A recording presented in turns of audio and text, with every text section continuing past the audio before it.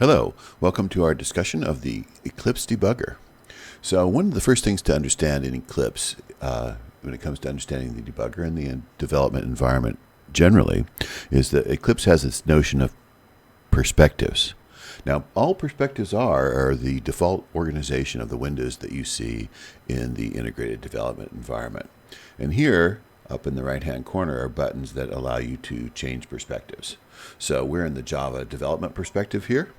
And here we're going to manually switch to the debug perspective. We're not running the debugger, but you see the windows change, especially the windows to the left and the right, change into the debug perspective. Now, when we enter the debugger, it's going to change to that perspective automatically. That is the debug perspective. One other thing about perspective, suppose we kind of modify the perspective and now we want it back. One of the easy ways to do that is to go to Window Perspective and do Reset Perspective, and it will reset the current perspective to the factory settings. So we'll go over to the Java perspective here, and the first thing I want to show that has to do specifically with the breakpoint is setting a break with the debugger is setting a breakpoint. So you go over to this line here is the gutter of the editor, and we'll do toggle breakpoint right there, and a small circle there indicates there's a breakpoint. That means when we run it in the debugger, that's not hitting the green arrow here, but instead hitting the bug that's next to it. Then we'll debug into this, and notice we're still in the Java perspective. And then now we've switched over to the debug perspective, and we've hit our breakpoint.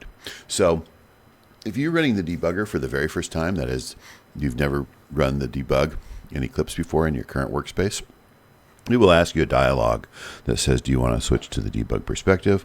Always answer yes to that question, and then we'll start here. So we're hitting the breakpoint, and we see the highlighted line of code. So the program has run and essentially stopped at the point where it's highlighted in green. So it hasn't done that step yet. So notice over here in variables, here we're going to see our current variables list over in this windows to the right. We'll see the variables. We haven't even come into scope yet for game yet, so it's not showing it there. When we do, we're going to do this line here. This is step over. So step over executes the code without tracing into it. And we're ready to go to the next line. Notice that the game object has now come into focus. And you can see some aspects of it here. And then we'll step over one more time. So you can see that the method actually runs, but we don't look into any of the details. And then we continue to run the debugger, and our program will finish. The terminated program stays visible over here in the window to the left. We can right click that and terminate and remove, or just remove, and that'll get rid of that. We still have our breakpoint here, and we're going to run it again in the debugger. Now notice, by the way, before I start the debugger again, we stay in the debug perspective after we leave the debugger. It doesn't automatically go into the Java perspective. So if you want to go back into the Java development perspective, you need to manually do that. Eclipse will not leave the debugger perspective automatically. So again, run, and we stop at the line. And so we did step over last time. This time we're going to do its sibling over here, step into.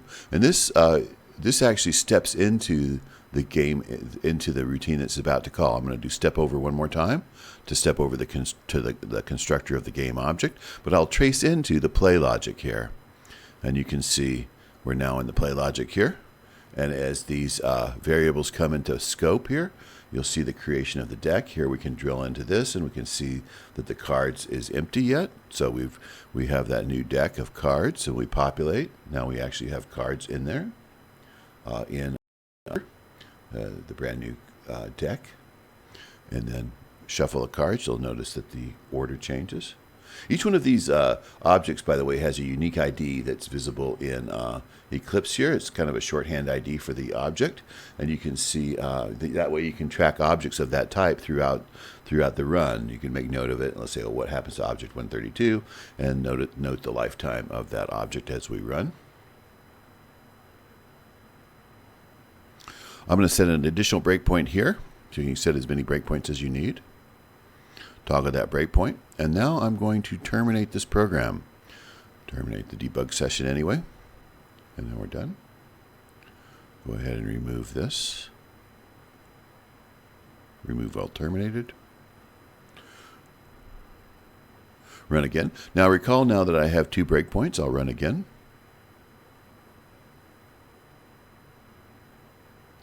I'll do step over, and then instead of trace into, I'm going to do step over again. But because I set that second breakpoint, it stops there at that breakpoint. So you can set breakpoint through as you're investigating your code. You can set breakpoints throughout to investigate code at specific points in order to try to debug it. And we'll run through the setup of our game. This loop would actually take quite a long time to deal out all the cards. So I'll set another breakpoint here, and then hit this green arrow, which resumes. It'll essentially run to the next breakpoint, and there we have it. Now our hands are allocated. With this, let's take a look over here. We have our deck we can view here, and as we can drill down into it here. The deck has been all played out because in this game, War, the deck is completely dealt out to the players. So you'll see that the hands have distributed the cards. It should be 26 cards in each hand. And then you can drill into these over here.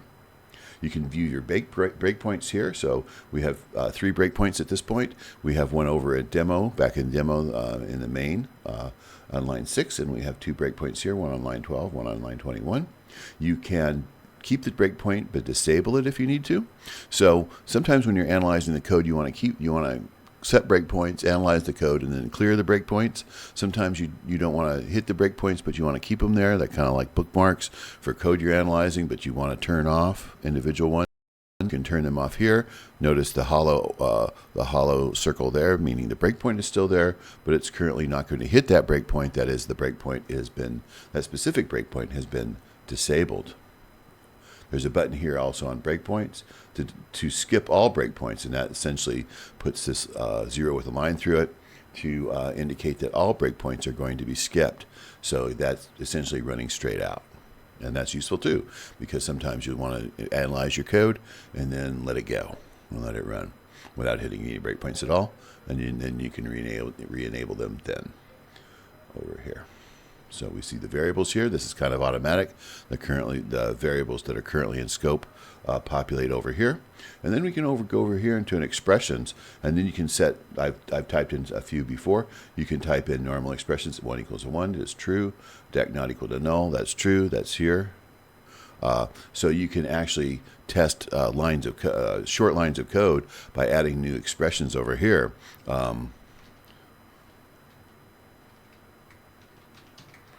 Actually invoke that method, and we saw that because of this loop here, it ran until it completely exhausted the deck of cards. This actually causes this deck has card to be called, and we can see that the result is false. So you can see with this variables windows and the expression windows, you can analyze your code quite extensively. We've gone over what's the difference between step over and trace into. When you're done analyzing a method, you can do return. So this is going to return to the caller, assuming there's no breakpoints down later that it's going to hit. Like if I put a breakpoint on line 48, this step return will hit that breakpoint because it's going to run throughout this code. It'll hit any breakpoint that you currently have set. But step return, if it doesn't encounter a breakpoint, will go back to the caller. So this essentially finishes the game, and it's ready now to leave the program. When I hit resume, this program will be normally terminated. I'll just do remove here to keep that list clean, and we'll run it inside the debugger again. See some other aspects of the debugger. Okay, back in the debugger, we'll hit resume here. Resume to the next breakpoint. So I'm down here. You can do this action here, which is drop to frame. That's essentially a replay button. So notice what it does. If you're in a current method and you've run a few lines of code, you can drop to frame, which means return to the first line of code. Now, the variables are going to be established again. So if you're analyzing code and you say, wait, I want to see those lines of code play again, you don't have to stop the code and run it to that point again. You can hit drop to frame, and it will rewind that code to the beginning of the current method, and so you can run it again. I'll hit resume, go to this point here.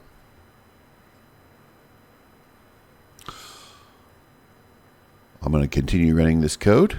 We'll run down to here. So this turn method, its intent is to essentially do a turn, trace into, and we'll begin to analyze this. And again, we'll see the local variables coming up into play here. The war pile is established here, local variable. Again, war pile, since the local variable comes into existence when this method is called and goes out of existence when the method leaves.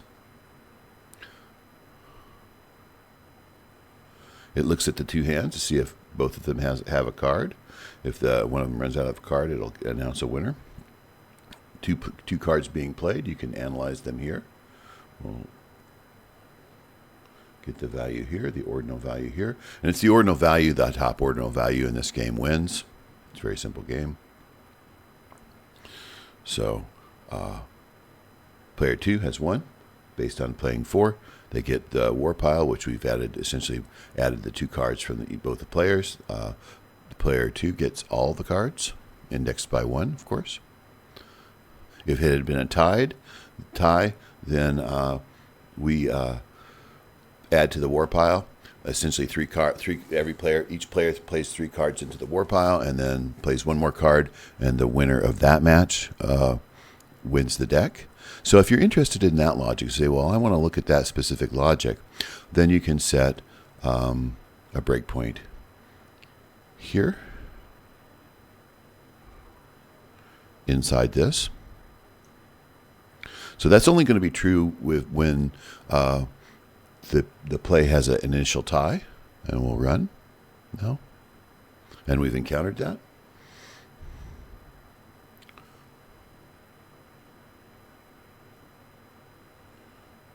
We add the 3 cards from both players.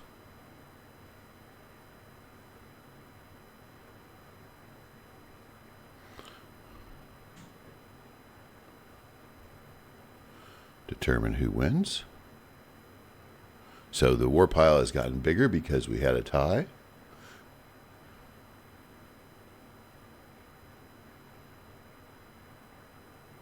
And now we announce a winner. And the winner gets the entire war pile added to their deck.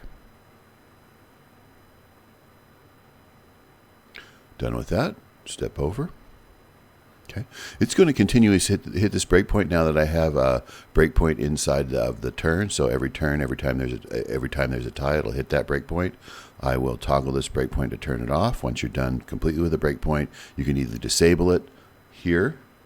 You can right-click and disable it here as well on an individual basis. But I'm done with the breakpoint, so I'm going to toggle the breakpoint. That gets rid of it. Notice it disappears on the list to the left.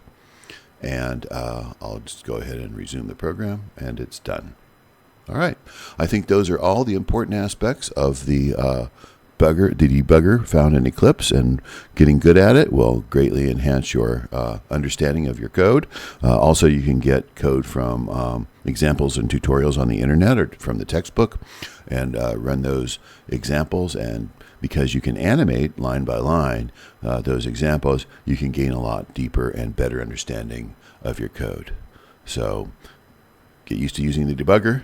It's going to be great help for you along the career, and when you're working as a professional software developer, you'll live in the debugger. Thank you.